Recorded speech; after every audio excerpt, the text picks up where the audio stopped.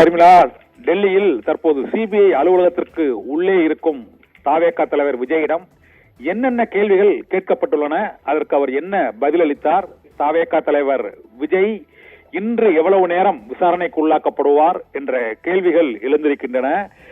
இந்த விசாரணையின் போது அவர் மீதான குற்றப்பத்திரிகையில் விஜயின் பெயர் சேர்க்கப்படுமா?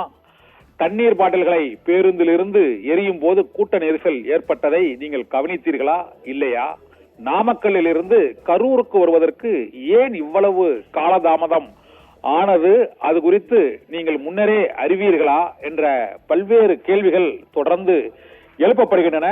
சாலைகள் வளைவுகளாக இருந்தது கூட்ட நெரிசலுக்கு காரணம் என்றும் தாமதத்திற்கு காரணம் என்றும் தெரிந்தால் அது குறித்து முன்னரே காவல்துறையினர் உங்களுக்கு ஏதும் அறிவுறுத்தல்களை கூறினார்களா என்ற சரமாரியாக விஜயிடம் சிபிஐ அதிகாரிகள் அந்த கேள்விகளை எழுப்பியிருக்கிறார்கள். பிப்ரவரி முதல் வாரம் அல்லது இரண்டாவது வாரத்தில் இந்த வழக்கில் குற்றப்பத்திரிகை தாக்கல் செய்யப்படும் என்றும் எதிர்பார்க்கப்படுகிறது. சட்டமன்ற தேர்தல் நெருங்கி வரக்கூடிய நிலையில் இரண்டாவது முறையாக கரூர் நெரிசல் துயரத்தில் 41 பேர் உயிரிழந்த சம்பவம் தொடர்பான விசாரணைக்கு தாவேகா தலைவர் விஜய் ஆஜராகி இருக்கிறார். இதற்கு முன்னரே அந்த கட்சியின் முக்கிய நிர்வாகிகள் ஆஜரான நிலையில் இன்று ஆஜராகி இருக்கும் விஜய் மேலும் ஒரு நாள் விசாரணைக்கு அழைக்கப்படுவாரா அல்லது இன்றுதான் கடைசி நாள் விசாரணையா? இன்று இரவு வரை முதல் முறை விசாரணை நடைபெற்றதை போல 7 மணி வரை இந்த விசாரணை நீடிக்குமா என்றெல்லாம் பல்வேறு கேள்விகள் எழுந்துள்ள நிலையில் இப்போது அவரிடம் தீவிர விசாரணை நடைபெற்று வருவதாக தகவல்கள் வெளியாகி இருக்கின்றன.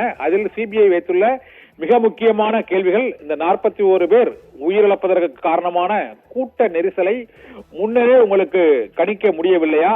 கூட்ட நெரிசல் ஏற்பட்டும் அங்கு தொடர்ந்து உரையாற்றி கொண்டிருந்தது ஏன்?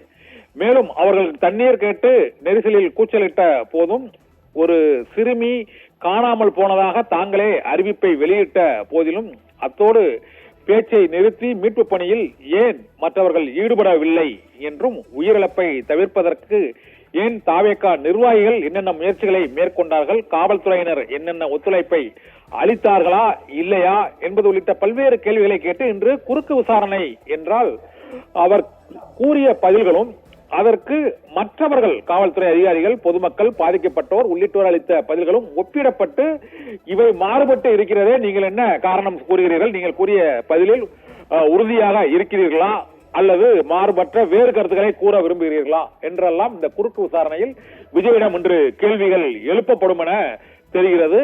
இந்த கேள்விகளுக்கு பதில் அளிப்பதற்கு இப்போது அவர் வழக்கறிஞர்களின் உதவியை நாடலாமா நாடக்கூடாதா என்பது குறித்தும் கடந்த முறை பிற்பகலில் வழக்கறிஞர் உடனிருக்க அனுமதி அளிக்கப்பட்டது. இப்போது அவரிடம் தனியாகத்தான் விசாரணை நடைபெற்று வருகிறது. இந்த குறுக்கு விசாரணையின் முடிவில் இன்று மதிய உணவு இடைவேளைக்கு பிறகு அவருடன் வழக்கறிஞரோடு அவர் ஆலோசனை நடத்துவதற்கு இன்றும் அனுமதி அளிக்கப்படக்கூடும் என்றும் தெரிகிறது. இதனால் இன்றைய குறுக்கு விசாரணையில் விஜய் கூறக்கூடிய முக்கிய பதில்கள் தான் குற்றப்பத்திரிகையில் இடம்பெறும். இந்த குற்றப்பத்திரிகை பிப்ரவரி மாதம் 2வது வாரத்திற்குள் தாக்கல் செய்யப்பட்டுவிடும் என்றும் சிபிஐ தரப்பு தகவல்கள் தெரிவிக்கின்றன. அதனால் இன்று விஜய் அளிக்கக்கூடிய இந்த இறுதி வாக்குமூலம் என்பது இந்த வழக்கு விசாரணையில் மிகுந்த முக்கியத்துவம் வாய்ந்ததாக கருதப்படுகிறது. இது தவிர விஜயின் அடுத்த கட்ட அரசியல் பயணத்தையும் முடிவு செய்யக்கூடிய விசாரணையாக இன்ற 2வது நாள் விசாரணை சிபிஐ அலுவலகத்திற்குள் லோதி சாலையில் இப்போது நடைபெற்றுக் கொண்டிருக்கிறது.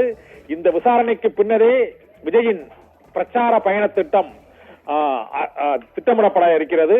நாளை அந்த கட்சியின் தேர்தல் அறிக்கை குழு ஆலோசனையும் நடைபெற உள்ள சூழ்நிலையில் இந்த விசாரணை இன்று முடிவடைந்தால்தான் அடுத்தடுத்த அரசியல் பணிகளை விஜய் செயல்படுத்த இயலும் என்பதால் இன்று நடைபெறும் விசாரணையில் அவர் அளிக்கும் வாக்குமூலம் இன்று விசாரணை இன்றுடன் நிறைவு பெறுமா என்ற சிபிஐயின் அறிவிப்பும் அரசியல் ரீதியாகவும் மிகுந்த முக்கியத்துவம் வாய்ந்தது.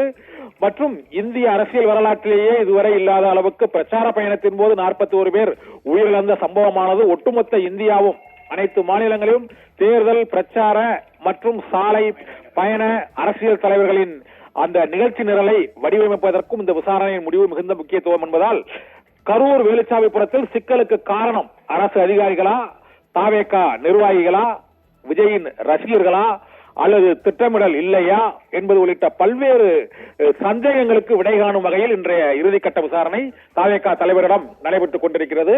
கரூர் துயரம் தொடர்பான இந்த வழக்கில் குற்றப்பத்திரிகையிலும் தாவேகா தலைவர் விஜயின் பெயரை இன்று நடைபெறும் விசாரணையின் இறுதியில் அவர் அளிக்கும் வாக்குமூலத்தின் அடிப்படையில் குற்றப்பத்திரிகையிலும் விஜயின் பெயர் சேர்க்கப்படுவதற்கான வாய்ப்புகள் இருப்பதாகவும் கூறப்படுகிறது. அவ்வாறு குற்றப்பத்திரிகையில் விஜயின் பெயர் சேர்க்கப்பட்டால் இந்த வழக்கு விசாரணை முடிவடையும் வரை அவர் நீதிமன்றத்திலும் சிபிஐ நீதிமன்றத்தில் ஆஜராகக்கூடிய சூழ்நிலை ஏற்படும். இது அவருடைய அரசியல் பயணத்தில் தொடக்கத்திலேயே ஏற்பட்டுள்ள மிகப்பெரிய ஒரு சிக்கலாகவும் கருதப்படுகிறது. குற்றப்பத்திரிகையில் விஜய் பெயர் சேர்க்கப்பட்டால் அந்த சிபிஐ நீதிமன்றத்தில் இந்த வழக்கு விசாரணை நடைபெறும் பொழுதும், சிபிஐ விசாரணையில் இந்த தீர்ப்பு வழங்கப்படும் பொழுதும் விஜய் வழக்கிலிருந்து விடுவிக்கப்படுவாரா அல்லது அதற்கான குறைந்தபட்ச அல்லது அதிகபட்ச தண்டனையை பெறக்கூடிய சூழ்நிலை ஏற்படுமா என்றெல்லாம் பல்வேறு சந்தேகங்கள் இந்த வழக்கில் சட்ட ரீதியாக எழக்கூடும். இதனால் விஜயின் பெயர் குற்றப்பத்திரிகையில் சேர்க்கப்படுவதை முடிவு செய்யும் இறுதிக்கட்ட குறுக்கு விசாரணை இப்பொழுது நடைபெற்றுக் கொண்டிருக்கிறது.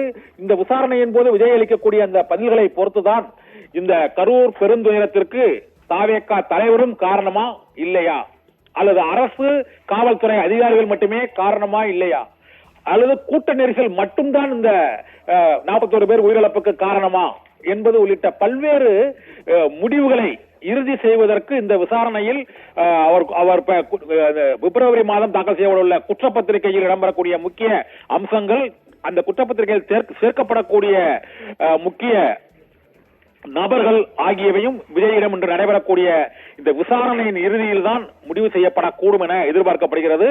முதல் நாள் விசாரணை 5 மணி நேரத்தை தாண்டி நடைபெற்ற நிலையில் இரண்டாவது நாள் விசாரணையான இன்றும் மாலை வரை தொடருமா என்ற எதிர்பார்ப்பும் ஏற்பட்டிருக்கிறது.